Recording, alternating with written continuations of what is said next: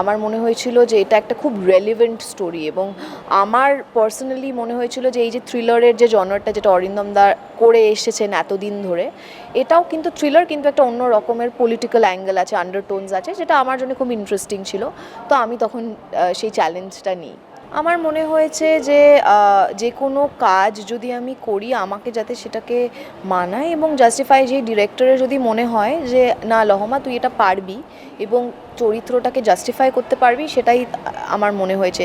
আমি ভীষণ ইমোশনাল, আমার মনে হয় ইমোশনাল হওয়াটাই তো স্বাভাবিক, এবং ইমোশনালি আমি ভাবতে পছন্দ করি।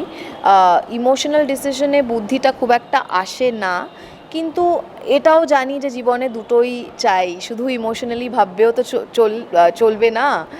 কিন্তু এরম অনেক সময় খুব ইমোশনালি ভেবেছি, এবং পরে মনে হয়েছিল বুদ্ধিটা ছিল না বোধহয় সেই সময়। বিখ্যাত সাংবাদিক বাবার সন্তান, তার সঙ্গে প্রেসিডেন্সি পাস আউট, সেই মেয়েটি অভিনেত্রী হতে চাইলো, অভিনেত্রী হলো, কিন্তু সেই অভিনয়ের সূত্র ধরেই তিনি পৌঁছে গেলেন সাংবাদিকতার জগতে। আবার মানে একটা বৃত্ত মনে হয় কমপ্লিট হলো, তাই না লহমা? সাংবাদিক কিন্তু আমি নই এই ছবিতে, কিন্তু সাংবাদিকের সাথে জড়িয়ে পড়েছি এই ইনভেস্টিগেশনে। হ্যাঁ। তো সেই ইনভেস্টিগেশনটা কেমন ছিল? মানে এর আগে যে গল্পগুলো তোমায় দেখেছি সেগুলো খুব মিষ্টি মেয়ে, বাবলি মেয়ে ক্যারেক্টারটা, এখানে তোমাকে শুনছিলাম যে পুরো চুলের রঙটা তোমাকে বদলে ফেলতে হয়েছিল এবং চুলের জন্য মারাত্মক কান্নাকাটি করেছিলে তুমি। তো সেই জার্নিটা একটু যদি বলো। কান্নাকাটি করিনি, কিন্তু কান্নাকাটি করার যে জায়গাটা সেটাও চলে গেছিলো, কারণ আমার চুলগুলো এরমভাবে ভেঙে ভেঙে পড়ে যাচ্ছিল শুটিং করার সময়, কারণ একটা ব্লিচ করতে হয়। আমার যে চরিত্র, সেই চরিত্রের নাম রিয়া তামাং, এবং রিয়া আজকের জেনারেশনের মেয়ে, জেন জি, তার ট্যাটু আছে, তার পিয়ার্সিংস আছে, তার অবশ্যই চুলের যে বোল্ড ক্যারেক্টার, তার রং ছিল নীল আর গোলাপি, এবং সেইটার জন্য আমাকে সেই ট্রান্সফরমেশনটা করতেই হয়েছে, কারণ আমার ক্যারেক্টার ডিমান্ড করেছিল। সেই ব্লিচটার সময় চুল ভেঙে ভেঙে পড়ে যাচ্ছে, এবার part and parcel of an actors life. কিন্তু আমার মনে হয় ফিজিক্যালি যেরকম রিয়া, তার থেকেও বেশি চ্যালেঞ্জিং ছিল তার মেন্টালিটি বোঝা, তার মানসিকতা, তার মোটিভেশন, সে কীরমভাবে ভাবে, কীরমভাবে বসে। এই যে আমি তোমার সাথে বসে আছি, আমি এরমভাবে বসে আছি একটা পায়ের ওপরে পা দিই, এটা লহমা এরমভাবে বসে, কিন্তু রিয়া একেবারেই অন্যভাবে বসবে, কারণ সে একটা টমবয় এবং আমার থেকে অনেকটা আলাদা, তার ম্যানারিজম, তার জীবন দেখার দৃষ্টি। তো সেই জিনিসগুলো বুঝতে অনেক ওয়ার্কশপ করতে হয়েছে, অরিন্দমদার সাথে অবশ্যই বসতে হয়েছে, কারণ এটা অরিন্দমদার ভিশন, সেইটাকে যাতে আমি জাস্টিফাই করতে পারি এবং ট্রুথফুলি করতে পারি ব্যাপারটাকে। আর অপোজিটে যাকে বেশিরভাগ জায়গায় দেখা যাচ্ছে সে হলো ব্রাত্য বসু, এবং তিনি কোন মাপের অভিনেতা আমরা সেটা জানি। সেক্ষেত্রে দাঁড়িয়ে কম্পারেটিভলি নতুন হিসেবে তোমার কোনো ইনহিবিশন কাজ করেছিল, কোনো ভয় কাজ করেছিল, বা সেটার জন্য মেন্টাল প্রিপারেশন কী ছিল?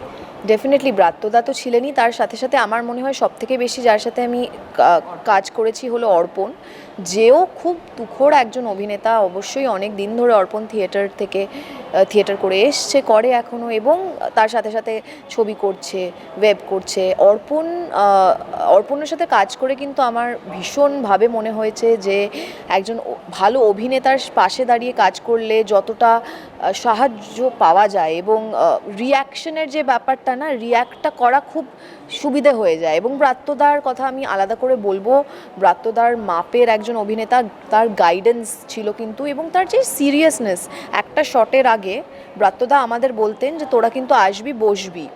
এটা অনেক সময় হয় না, কারণ টাইম থাকে না, আমাদের নিজেদের মেকআপ করতে হয়, অবশ্যই একটা সময়ের মধ্যে আমরা কাজ করি। ব্রাত্যদার অতটাই ডিসিপ্লিনের ব্যাপার যে তিনি বসবেন, তিনি রিহার্সাল করবেন, রিহার্সাল করার পরেও সেটে গিয়ে রিহার্সাল করবেন, টেকের আগে রিহার্সাল করবেন, ততটাই কিন্তু তিনি পারফেকশনিস্ট। তো আমার মনে হয় এই যে জায়গায় ওনারা আজকে পৌঁছেছেন, এমনি এমনি সেটা নিশ্চয়ই সম্ভব হয়নি, সেই ডিসিপ্লিনটা ছিল বলেই। এবং আমার জন্য তো একটা বিশাল মানে অনেক কিছু শেখার সুযোগ, যেটা আমি শিখতে পেরেছি। আমার শিক্ষা দুর্নীতির মতন একখানা ইস্যু নিয়ে এই গল্পটা এগোচ্ছে, যেখানে আজকের এই সময় দাঁড়িয়ে পশ্চিমবঙ্গে বহু শিক্ষক শিক্ষিকারা বসে আছেন রাস্তায় চাকরির জন্য, চাকরি প্রার্থী হিসেবে। সে জায়গায় থেকে দাঁড়িয়ে এই গল্পটা চুজ করা কতটা স্মার্ট মুভ হিসেবে তুমি দেখো? দেখো, এটা তো পুরোপুরি একটা প্রডিউসারের কল, এবং আমার মনে হয় তারা এই যে উপন্যাস থেকে যে ইন্সপায়ার্ড এই গল্পটা, সেইটা ওনারা উপন্যাসটা পড়েই বুঝতে পেরেছেন যে এটা আজকের দিনে দাঁড়িয়ে ততটাই রেলেভেন্ট। নিশ্চয়ই ওই জন্যেই সেই স্ক্রিপ্টটা বানানো হয়, এবং আমাদের কাজ অভিনেতা অভিনেত্রী হিসেবে সেটাকে যতটুকু আমরা যাতে জাস্টিফাই করতে পারি। ডেফিনেটলি আনফর্চুনেট যে আজকে এরকম অনেকেই আছেন যারা এই অবস্থায় আছেন, কিন্তু আমার মনে হয় তার সাথে সাথে আমাদের সবার দায়িত্ব যে আমরা আমাদের নিজেদেরটুকু করতে পারি যাতে যাতে আমাদের কাজটা আমরা ভালোভাবে করতে পারি। আমার ক্ষেত্রে আমি যখন এই গল্পটা পড়েছি, আমার স্ক্রিপ্টটা পড়েছিলাম, আমার মনে হয়েছিল যে এটা একটা খুব রেলিভেন্ট স্টোরি, এবং আমার পার্সোনালি মনে হয়েছিল যে এই যে থ্রিলারের যে জনারটা যেটা অরিন্দম দা করে এসেছেন এতদিন ধরে, এটাও কিন্তু থ্রিলার, কিন্তু একটা অন্য রকমের পলিটিক্যাল অ্যাঙ্গেল আছে, আন্ডারটোনস আছে, যেটা আমার জন্য খুব ইন্টারেস্টিং ছিল। তো আমি তখন সেই চ্যালেঞ্জটা নিই। এবার আসি একটু ব্যক্তিগত প্রশ্ন, যেহেতু বাবা এত পরিচিত এবং বিখ্যাত, সে জায়গা থেকে দেখা যায় বিভিন্ন ক্ষেত্রে যখন বাবা মা খুব পরিচিত হয় তখন সন্তানদের ওপর একখানা চাপ থাকে যে তাদের মতন হওয়ার এবং তাদের ছত্রছায়ায় ভালো ছেলে ভালো মেয়ে, মানে কখনো আঙুল না ওঠে সেটা মেনটেন করার। তোমার ওপরে কখনো সেই চাপটা না, মানে কোথাও একটা মেন্টাল এই জায়গাটা ছিল? ডেফিনেটলি চাপ বলবো না, এটা তো তার সাথে সাথেই আসে আমার মনে হয়। আর একটা বয়সের পরে কি বলতো, স্কুল অবধি কলেজ অবধি মানা যায়, তারপরে কে কীভাবে কি মানে নিজেকে কন্ডাক্ট করবে সেটা সত্যি তার উপরে। আমার মনে হয় না, মা বাবারও বয়স হয়ে গেছে, আর কাউকে কি সেইভাবে শাসন করে বলা যায়। কিন্তু ডেফিনেটলি একটা তো দেখো, সেই চাপটা থেকেই যায় যে নিজেকে প্রমাণ করার যে একটা খিদে বলতে পারো, বা একটা, আমি খিদে বলবো, আমি চাপ বলবো না, কারণ আমার জন্য সেটা কিন্তু একটা জায়গা যেটা আমার, হ্যাঁ একেবারেই। এবং আমার মনে হয় এটাকে আমি নেগেটিভলি দেখি না, কারণ কি বলো তো, এটা একটা খুব সৌভাগ্যের ব্যাপার যে আজকে আমি কত কিছু শিখতে পেরেছি ওদের দুজনের থেকে, সেই ওদের কাছে থেকে, ওনাদেরকে নিজেদেরকে কাজ করতে দেখে। তো সেই জায়গাটা ডেফিনেটলি আমি বলবো যে আমি ভীষণ ভাগ্যবান যে আমি সেই জায়গায়, আমার দিক থেকে যাতে তাদের সেই সম্মানটা আমি রাখতে পারি, এইটুকুনি। লহমা এত মানে প্রতিপত্তিশীল একটি পরিবারের মেয়ে হয়েও তার স্টেপ দেখে বোঝা যায় সে খুব স্মল স্টেপে বিশ্বাসী। মানে is it a conscious decision যে ছোট ছোট করে পদক্ষেপ নেব, বড় কোনো কিছু দুম করে নিয়ে নেওয়া? স্মল স্টেপ কেন বললে বলো তো? পরপর অনেক ছবিতে তোমাকে দেখা যায় না, একটা গ্যাপের পরে ভেবে চিন্তে, এবং সেই চরিত্রটা কি হবে, সেই চরিত্রটা নট নেসেসারিলি তোমার, যদি কেরিওগ্রাফ এখন অবধি দেখা যায় সবেতে তুমি নায়িকা এটাও নয়, ছোট চরিত্র, পার্শ্ব চরিত্র, তাতেও তোমার খুব গুরুত্বপূর্ণ চরিত্র হিসেবে দেখা যায়, কিন্তু সেটা একটা বিরতির পরে পরে। আমার মনে হয়েছে যে যে কোনো কাজ যদি আমি করি, আমাকে যাতে সেটাকে মানায় এবং জাস্টিফাই, যে ডিরেক্টরের যদি মনে হয় যে না লহমা তুই এটা পারবি এবং চরিত্রটাকে জাস্টিফাই করতে পারবি, সেটাই আমার মনে হয়েছে। স্ক্রিপ্টটা ডেফিনেটলি আমার প্রথম দুটো ছবি ভীষণই বাণিজ্যিক ছিল, তারপরে আমার ওই একই প্রেজেন্টেশনে যা হয়, মানে অনেক সময় একটা মানে যেইভাবে তুমি প্রেজেন্টেড হয়েছো সেইভাবেই লোকজন ভাবতে চায়। তো আমিও সেটা ভাঙতে চেয়েছিলাম, ওই জন্যই হতে পারে তুমি যে গ্যাপটার কথা বলছো, আমিও খুব কনসিয়াসলি চেয়েছিলাম যে একটা অন্যভাবে নিজেকে আমি ভেঙে অন্যভাবে নিজেকে প্রেজেন্ট করতে পারি। আর এখন অবধি আমি যে ছবির সাথেই যুক্ত ছিলাম, সব প্রত্যেকটা ছবিতেই কিন্তু আমি একটা অন্য রকমভাবেই একটা প্রেজেন্টেড হয়েছি। সো সেটাই তো চ্যালেঞ্জ, এবং আমার জন্যে সেটাই আমার মাথায় ছিল। আর একটা ভালো স্ক্রিপ্ট আমার মনে হয় যদি কেউ পায়, তখন চরিত্র পরে আসে, আগে স্ক্রিপ্ট। চরিত্র ডেফিনেটলি, মানে সেখানে আমি মুখ্য চরিত্র কিনা সেই সব জিনিসপত্র অনেক পিছিয়ে যায়। আগে হলো যে আমি কীরমভাবে যে নিজের যতটুকু রোল আছে সেটাকে করতে পারি, জাস্টিফাই করতে পারি, সেটা মানানসই কিনা, সেই সবই মাথায় চলে তখন। সেবার একটা অন্য প্রসঙ্গে আসি, শিক্ষা তো একটা দেশ বা রাজ্যের মেরুদণ্ড বলা যেতে পারে। সে জায়গায় দাঁড়িয়ে যেই চরিত্রটা তুমি প্লে করছো, রিয়া তামাং, সে একজন জেনজি। আমি বহুজনের থেকে শুনেছি যারা কোভিড পিরিয়ডটায় 10 বা +2 দিয়েছে, তাদের অনেকেই বড় হওয়ার সঙ্গে সঙ্গে, মানে এই বছরে যখন তাদের সঙ্গে অনেক বেসিক নলেজের কথা জিজ্ঞেস করা হয়, জায়গাটা ফাঁপা পায় তারা, মানে একদমই নো নলেজ বা হাফ নলেজ পায়। তুমি প্রেসিডেন্সি পাস আউট, তোমার পরিবার এমন একটা পরিবার যেখানে শিক্ষার চর্চায় থাকতে হয়, মানে থাকাটা প্রয়োজনীয় তোমাদের পরিবারে।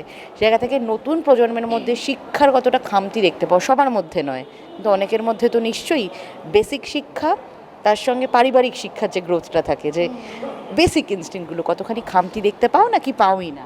আমি অ্যাকচুয়ালি বলবো আমার মনে হয়েছে এই প্রজন্ম অনেক বেশি সচেতন, অনেক বেশি মানে ইন্টেলিজেন্ট, এবং আমার যাদের সাথে এখন অবধি ইন্টারাকশন হয়েছে আমার মনে হয়েছে যে আমরা বড় হওয়ার সময় অনেক কিছুতে অনেক অনেক ভয় পেতাম, অনেক কিছু মানে আমি মানে নেগেটিভলি বলছি না কথাটা, কিন্তু আমাদের মাথায় অনেক কিছু কাজ করতো যে কোনো রিস্ক নেওয়ার আগে, যে কোনো ডিসিশন নেওয়ার আগে। আমি এই জেনারেশনকে, এই প্রজন্মকে কিন্তু সেইটাকে মানে নিজের প্রতি যেই আত্মবিশ্বাস, সেটা আমি বলবো এদের অনেক বেশি।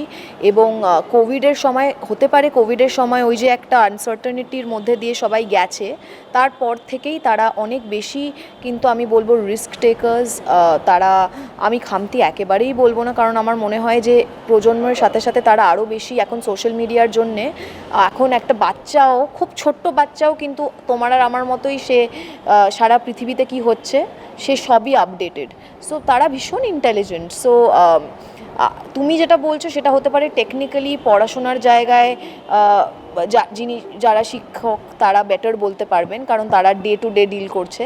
কিন্তু আমার ওভারঅল মনে হয়েছে যে এই প্রজন্ম অনেক বেশি মানে বুদ্ধি লাগিয়ে কাজ করে। সেক্ষেত্রে লহমাও কি খুব বুদ্ধিতে বিশ্বাসী, না লহমা ইমোশনাল? কারণ খুব বেশি তোমার ব্যক্তিগত জীবনটা তো আমরা জানি না, তাই হালকা ছুঁয়ে যাওয়ার জন্য। আমি ভীষণ ইমোশনাল। আমার মনে হয় ইমোশনাল হওয়াটাই তো স্বাভাবিক, এবং ইমোশনালি আমি ভাবতে পছন্দ করি। ইমোশনাল ডিসিশনে বুদ্ধিটা খুব একটা আসে না, কিন্তু এটাও জানি যে জীবনে দুটোই চাই, শুধু ইমোশনালি ভাববেও তো চলবে না। কিন্তু এরম অনেক সময় খুব ইমোশনালি ভেবেছি, এবং পরে মনে হয়েছিল বুদ্ধিটা ছিল না বোধহয় সেই সময়। বেশ, এবার আরেকটা অন্য প্রসঙ্গে আসি, সেটা হলো গিয়ে রাজনীতি। এখন বহু অভিনেত্রীদের দেখা যাচ্ছে কোনো না কোনো রাজনৈতিক দলের ছত্রছায়ায় তারা আসছে, এবং তোমার পরিবার আবার চলে আসছে, সাংবাদিক পরিবার, এবং সেক্ষেত্রে দাঁড়িয়ে এগুলোর মধ্যে যথেষ্ট চর্চায় হয়তো তোমরা থাকো, মানে জানো ব্যাপার কি হয় না হয়। সেক্ষেত্রে লহমার কখনো ইচ্ছা হয়েছে কোনো রাজনৈতিক পরিমণ্ডলে প্রবেশ করতে? এটা বিশাল বড় দায়িত্ব, বিশাল বড় একটা চাপ। আমি সেইভাবে কোনোদিনই ভাবিনি। আমি অবশ্যই মনে করি যে যারাই যুক্ত হচ্ছেন তারা নিশ্চয়ই সব সিদ্ধান্ত নিয়ে ভাবনা চিন্তা করেই, এবং ছাত্র রাজনীতি করিনি, কিন্তু ছাত্র রাজনীতির আমার অনেক বন্ধুরা, অনেক সিনিয়ররা খুব কাছ থেকে দেখেছি। আমি সবসময় একটু মানে ভয় পেতাম এই সব ক্ষেত্রে, কারণ মানে আমি জানতাম না যে আমি কত টাফ ফিট ইন করবো সেই কিন্তু আমার মনে হয় না, আমার মনে হয় সবাই আমরা পলিটিক্যাল, এই যে কথাটা যে না আমরা পলিটিক্যালি ভাবনা চিন্তা করি না, সেটা তো হতেই পারে না। আমাদের দায়িত্ব সেই জায়গাটা মেনটেন করা। আমরা উই আর অল, আমাদের সবার নিজেদের পলিটিক্যাল ওপিনিয়ন আছে। আমার মনে হয় এটা একটা বিশাল রেসপন্সিবিলিটি।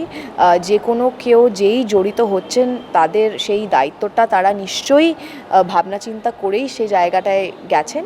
আমি এখন ক্রিয়েটিভলি ভাবছি আমার জীবনের সেই মোটিভেশনগুলো কোনোদিনই রাজনৈতিকভাবে আমি কোনোদিনই সেই জায়গা অ্যালাইন হইনি, কিন্তু অ্যাজ আ সিটিজেন আমি কিন্তু সেই জায়গাটা মানে খুব সিরিয়াসলি নিই, যে মানে আমার মনে হয় এটা একটা খুব সিরিয়াস এবং এটা বিশাল রেসপন্সিবিলিটি। সেই জায়গাটাকে যারাই করছেন তারা নিশ্চয়ই নিখুঁতভাবেই করবেন। সেটা একটা মানে মানুষদের জন্য কাজ করাই তো সব থেকে বড়, এর থেকে বড় কিছু হতে পারে না। বেশ, তাহলে মানুষের জন্য মানুষের কথা বলতেই রিয়া তামাং দর্শকদের কি বলবো? এটাই বলবো, আপনারা আগে ট্রেলারটা দেখুন। ট্রেলারটা দেখে আমার মনে হয় আপনাদের নিশ্চয়ই ভালো লাগবে। আমি জানি যে আমিও কোনো ছবি ট্রেলার আগে দেখব, তারপরে ডিসাইড করব যে আমি সেই ছবিটা দেখব কি দেখব না। ট্রেলারটা দেখা হয়ে যাওয়ার পরে আপনাদের যখন ট্রেলারটা পছন্দ হবে তখন আপনারা অবশ্যই আমাদের ছবি 19শে মার্চ রিলিজ করছে, গিয়ে দেখে ফেলবেন। কর্পূর, এর আগেও আপনারা নিশ্চয়ই অরিন্দম শীলের থ্রিলার দেখেছেন, কিন্তু এটা একটা অন্য রকমের থ্রিলার, অন্য ট্রিটমেন্ট, এবং আমি আপনাদেরকে গ্যারেন্টি দিয়ে বলতে পারি এই ছবিতে এরকম অনেক ভিজুয়ালস আছে যেগুলো কিন্তু আপনারা দেখে মুগ্ধ হয়ে যাবেন। অনেক অনেক তুখোড় অভিনেতা অভিনেত্রীরা, ঋতুদি আছেন, ব্রাত্য বসু আছেন, সাহেব চট্টোপাধ্যায় আছেন, আরও অনেকে আছেন, আমি আছি, অর্পণ আছে। আমরা চেষ্টা করেছি সেই আপনাদেরকে যাতে সেই জায়গাটা আপনারা ডিসঅ্যাপয়েন্ট না করতে পারি, কিন্তু আমার মনে হয় এই যে গল্পটা ভীষণ গ্রিপিং আর সাসপেন্সে ভরা একটা গল্প, তো লাস্ট অবধি আপনারা কিন্তু গেস করতে পারবেন না। আর আমি খুব এক্সাইটেড জানার জন্যে যে আপনাদের কেমন লাগলো ছবিটা, তো অবশ্যই গিয়ে দেখে ফেলবেন।